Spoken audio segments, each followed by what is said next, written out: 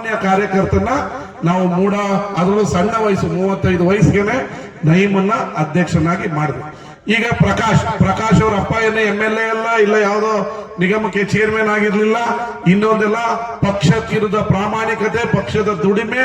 ನೀನು ಪಕ್ಷಕ್ಕೆ ದುಡಿದಾಗ, ನೀನು ಯಾವತ್ತೂ ಪಕ್ಷ ನಿಲ್ಲಿಸಿದಾಗ ಅವನು ಗೆಲ್ತಾನ ಸೋಲ್ತಾನ, ನಿನ್ನ ಮತ ಮತ್ತು ನೀನು ಪ್ರಾಮಾಣಿಕವಾಗಿ ಪಕ್ಷದ ಪರ ನಿಂತ್ಕೊಂಡಾಗ, ನೀನು ಧೈರ್ಯವಾಗಿ ಎದೆ ಉಪ್ಪಿಸ್ಕೊಂಡು ಗೆದ್ದಂತವ್ರ ಮುಂದೆ, ಮುಖ್ಯಮಂತ್ರಿ ಮುಂದೆ, ಪಕ್ಷದ ಮುಂದೆ ನಾನು ನಿಮ್ಮ ಪಕ್ಷಕ್ಕೆ ದುಡಿದಿದ್ದೀನಿ ಮಾಡಿ ಅಂತ ಕೇಳೋ ತಾಕತ್ತು ನಿಮಗೆ ಬರಬೇಕಾದ್ರೆ ಪಕ್ಷಕ್ಕೆ ಪ್ರಾಮಾಣಿಕವಾಗಿ ದುಡಿಬೇಕು. ಪಕ್ಷದ ನಾಯಕತ್ವಕ್ಕೆ ನೀವಿದ್ದಾಗ ಈ ರೀತಿ ಸಾಮಾನ್ಯ ಕಾರ್ಯಕರ್ತರು ಕೂಡ ಅಧ್ಯಕ್ಷರಾಗಬಹುದು. ಇದರೆ ಅವರು ರಾಜ್ಯ ಮಟ್ಟದ ಸಣ್ಣ ಕೈಗಾರಿಕಾ ನಿಗಮದ ಉಪಾಧ್ಯಕ್ಷ, ಆ ಸ್ಥಾನದಲ್ಲಿ ಬಹಳ ದೊಡ್ಡವರೆಲ್ಲ ಉಪಾಧ್ಯಕ್ಷದಲ್ಲಿದ್ರು. ಇವತ್ತು ಆತ್ಮಣ್ಣವ್ರನ್ನ ನಮ್ಮ ಒಕ್ಕಲಿಗರ ನಿಗಮದ ಅಧ್ಯಕ್ಷರಾಗಿ ಸರ್ಕಾರ ಮತ್ತೆ ಮುಖ್ಯಮಂತ್ರಿಗಳು, ಉಪಮುಖ್ಯಮಂತ್ರಿಗಳು ಮಾಡಿದ್ದಾರೆ. ಅವರ 50 ವರ್ಷ ಪಕ್ಷಕ್ಕಾಗಿ ದುಡಿದಿದ್ದ ಪ್ರಾಮಾಣಿಕತೆಯನ್ನ ಗುರುತಿಸಿ ಇವತ್ತು ಅವರಿಗೆ ಒಕ್ಕಲಿಗರ ನಿಗಮವನ್ನ ಕೊಟ್ಟಿದೆ. ರುದ್ರಪ್ಪ ಅವ್ರಿಗೆ 56 ಇಲಾಖೆಗಳಲ್ಲಿ ಮಾಡುವಂತ ಗ್ಯಾರಂಟಿ ಸಮಿತಿಯ ತಾಲೂಕು ಅಧ್ಯಕ್ಷರನ್ನಾಗಿ ಮಾಡಿದೆ. ಅವರು ಈಗ ನಾನು KDP ಮೀಟಿಂಗ್ ಮಾಡಿದಂಗೆ ಅವರು ಮೀಟಿಂಗ್ ಮಾಡ್ಬೋದು, ಅಧಿಕಾರಿಗಳ ಹತ್ರ ಕ್ವಶನ್ ಕೇಳ್ಬೋದು, ಏನ್ ಮಾಡ್ತಿದೆ ಅಂತ ರಿವ್ಯೂ ಮಾಡ್ಬೋದು. ಅಷ್ಟು ಪವರು ಕಾರ್ಯಕರ್ತರಿಗೆ ಕೊಟ್ಟಿದ್ವಿ. ಈಗ ಇವನು ನಮ್ಮ ಗಾಂಧಿನಗರ ಇವನ್ಗೆ ಚೆಸ್ಕಾಂ ಡೈರೆಕ್ಟರ್ ಮಾಡಿದೀವಿ. ಅದು ಇಲ್ಲಿ ಕೂತಿರೋರೆಲ್ಲ ಮಾಜಿ ಆಗಿದ್ದಾರೆ, ಪವರ್ ಕೊಟ್ಟಿದ್ದೀವಿ. ಇಲ್ಲಿ ಕೂತಿರೋರು ತುಂಬಾ ಜನಕ್ಕೆ ಅಧಿಕಾರ ಕೊಟ್ಟಿದ್ದೀವಿ. ನಾನು ಅಧಿಕಾರಕ್ಕೆ ಬಂದಾಗ, ನಾನು ರಾಜಕಾರಣಕ್ಕೆ ಬಂದಾಗಲೂ ಒಬ್ಬೊಬ್ಬರನ್ನ ಅಧಿಕಾರ ಕೊಡ್ತಿದ್ದೆ, ಆದ್ರೆ ಯಾರಿಗೂ ಗೊತ್ತಾಗ್ತದೆ. ನೋಡಿ, ಅಲ್ಲೊಬ್ಬ ಕೂತವನೆ ಚೇತನ್ ಅಂತ, ಅವನ ಗಾಂಧಿನಗರದಲ್ಲಿ ಧರ್ಮಸಿಂಗ್ ಅಧಿಕಾರದಲ್ಲಿ ಇದ್ದಾಗ ಕ್ರೀಡಾ ಪ್ರಾಧಿಕಾರದ ಡೈರೆಕ್ಟರ್ ಮಾಡಿದೆ. ಏನಪ್ಪಾ ಮಾಡಿರ್ಲಿಲ್ವಾ? ಕೈ ಮುಗಿಯದ್ದೆ. ಅವನ ಕ್ರೀಡಾ ಪ್ರಾಧಿಕಾರದ ಅಧಿಕಾರಿಕರು ಮಾಡಿದ್ದೆ. ರಂಜಿತ ನಂತರ ನಮ್ಮ ಶಿವಾನಂದಣ್ಣವ್ರನ್ನ ಹೌಸಿಂಗ್ ಬೋರ್ಡ್ ಡೈರೆಕ್ಟರ್ ಮಾಡಕ್ಕೆ CM ಹತ್ರ ಹೋಗಿ ಲೆಟರ್ ಕೊಟ್ಟು, ಆಯ್ತಪ್ಪ ರವಿ ಎಲ್ಲ ಹೇಳೋನೆ ಮಾಡ್ತೀನಿ ಅಂತ ಹೇಳೋದು. ಈ ಮಾಡಿದ್ಮೇಲೆ ಅವರು ಆಧಾರ್ ಕಾರ್ಡ್ ಕೊಟ್ಟಿರ್ಲಿಲ್ಲ. ಅವ್ರು ನನ್ನ ಜೊತೆ ಬಂದು ಅಶೋಕ ಹೋಟ್ಲಲ್ಲಿ ಕೂತಿದ್ರು, ಕಾಫಿ ಕುಡಿತಾವ್ರೆ. ಒಬ್ರು ಆಗಿನ ಲೀಡರ್ ಅವ್ರು ಫೋನ್ ಮಾಡ್ತಾರೆ, ಈಗ CM ಗೆ ನಿನ್ನ ಹೆಸರು ಕೊಟ್ಬಿಟ್ಟಿದೀನಿ, ಈಗ ಆರ್ಡರ್ ಆಗುತ್ತೆ, ನಿನ್ನ ಆಧಾರ್ ಕಾರ್ಡ್ ಕಳ್ಸಂತ. ಪಾಪ ಅವರು ನಾವು ನಗ್ತಾ ಇದ್ವಿ. ಈಗ ಹೋಗಿ CM ಹತ್ರ ರವಿ ಬರ್ಸಿದ್ರಲ್ಲ ಹೇಳ್ತಾರೆ. ಹಂಗೆ ಇಲ್ಲಿ ರಾಜಣ್ಣ ಇದ್ರು, ಎಲ್ಲೋಟೋದ್ರ ಗೊತ್ತಿಲ್ಲ, ಮೃಗಾಲಯದ ಡೈರೆಕ್ಟರ್ನ ನಾನು CM ಹೇಳಿ ಮಾಡಿಸಿದೆ. ಇಲ್ಲಿ ರಾಜಣ್ಣ ಇದ್ರು, ಇಷ್ಟೊತ್ತರೆಗೂ ನಮ್ಮ ಸುರೇಶ್ ಅವ್ರ ಜೊತೆ ಹೋಗಿರ್ಬೋದು. ಬಿಳಿಗಳು ಮಾದೇವ್ ಅವ್ರಿಗೆ ಬೀಜ ಮತ್ತು ನಿಗಮದ ಡೈರೆಕ್ಟರ್ ಮಾಡಿಸಿದ್ವಿ.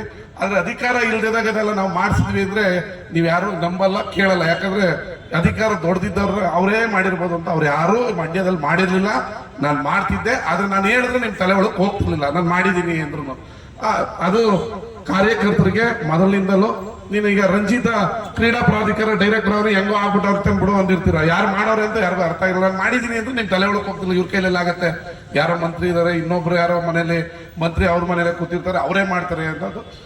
ಈ ರಾಜಣ್ಣಂದು ಅಷ್ಟೇ, ಆಯ್ಕೆ ಮಾಡಿದ್ರಿ, ಆಯ್ಕೆ ಆಯ್ತು. ಆಯ್ಕೆ ಆದ್ಮೇಲೆ ಅವ್ರು ಫೋನ್ ಮಾಡಪ್ಪ, ನಿನ್ನ ನಾನು ನಮ್ಮ ಮಂತ್ರಿಗೆ ಮಾಡಿಸ್ತಾ ಇದೀನಿ, ನೀನ್ ನನ್ನ ಜೊತೆ ಇರ್ಬೇಕು ಅಂತ ರಾಜಕಾರಣದಲ್ಲಿ ಹೇಳೋರು ತುಂಬಾ ಜನ. ನಾನು ನನ್ನ ಪಕ್ಕದಲ್ಲಿದ್ದಾಗಲೇ ಹೇಳಿದೆ. ಶಿವಾನಂದ್ ಅವರು ನಮ್ಮ ನಗು, ಈಗ CM ಹತ್ರ ಬರ್ಸ್ಕೊಂಡಿದ್ವಿ, ಈಗ ನಾನ್ ಮಾಡಿಸ್ತೀನಿ. ಈಗ ಇವ್ರ ತಂದೆನ ಪಾಪ ಇಲ್ಲ, ಇವ್ರನ್ನ ಕರ್ಕೊಂಡೋಗಿ ಮೂಡ ಅಧ್ಯಕ್ಷರಿಗೆ CM ಹತ್ರ ನಾನು ಜಮೀರನ್ನ ಬರ್ಸಿದೀವಿ. ಒಬ್ಬರನ್ನ CM ಮನೆ ಒಳಕ್ಕೆ ಬಿಟ್ಟಿಲ್ಲ, ಬರ್ಸು ಆರ್ಡರ್ ಆಯ್ತು. ನಾವು ಅದಾದ್ಮೇಲೆ ಕೆಲಸ ಅವ್ರ ಪಾಡ್ಗೆ ಅವ್ರಾಗ್ತಾರೆ.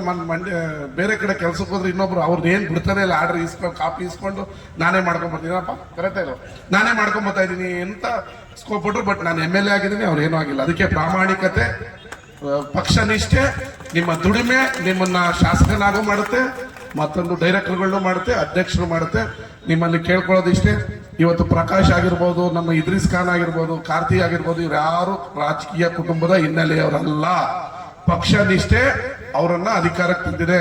ನೀವು ಕೂತಿರೋರು ನಾಳೆ ಅಧಿಕಾರಕ್ಕೆ ಬರ್ಬೋದು. ಪಕ್ಷ ನಿಷ್ಠೆ, ನಾಯಕತ್ವದ ಮೇಲೆ ನಿಷ್ಠೆ ಇಟ್ಕೊಳ್ಳಿ. ಯಾರು ಪಕ್ಷಕ್ಕೆ ದ್ರೋಹ ಮಾಡಬೇಡಿ. ನಾನು ಎಲ್ಲಾ ಕಾರ್ಯಕರ್ತರಿಗೆ ಹೇಳೋದು ಈಗ ನಾನು ಎಲ್ಲವೂ ಸರಿ ಇರ್ತೀನಿ ಅಂತ ಹೇಳೋದಿಲ್ಲ. ನಿಮಗೆ ನಮ್ಮಿಂದ ತೊಂದರೆ ಆಗಿದ್ರೆ ಇನ್ನೂ 2.5 ವರ್ಷ ಇದೆ, ಬಂದು ಮನೆಯಲ್ಲಿ ಬಾಕ್ಲು ಹಾಕೊಂಡು ನಿಮ್ಮಿಂದ ಈ ತರ ತೊಂದರೆ ಆಗ್ತದೆ ನಮಗೆ ಸಹಾಯ ಮಾಡಿ. ಇಲ್ಲ ನಾನು ಚೆನ್ನಾಗಿದ್ದೀನಿ, ಕೋಳಿ ಕುಯ್ದಿದ್ದೀನಿ, ಬಂದು ಊಟ ಮಾಡ್ಕೊಂಡೋಗಿ, ಎರಡೇ ಹೇಳಿ. ಇಲ್ಲ ನಾನು ಚೆನ್ನಾಗಿಲ್ಲ, ನೀವು ಸಹಾಯ ಮಾಡಿ, ಈ ತರ ಕೆಲಸ ಮಾಡಿ. ಇಲ್ಲ ನಾನು ಚೆನ್ನಾಗಿದ್ದೀನಿ, ಬಿರಿಯಾನಿ ಮಾಡಿಸಿದ್ದೀನಿ, ಬಂದು ಊಟ ಮಾಡ್ಕೊಂಡೋಗಿ, ಎರಡೇನೋ ಚೆನ್ನಾಗಿ.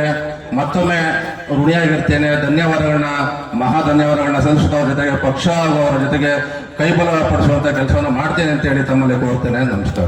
ಧನ್ಯವಾದಗಳು.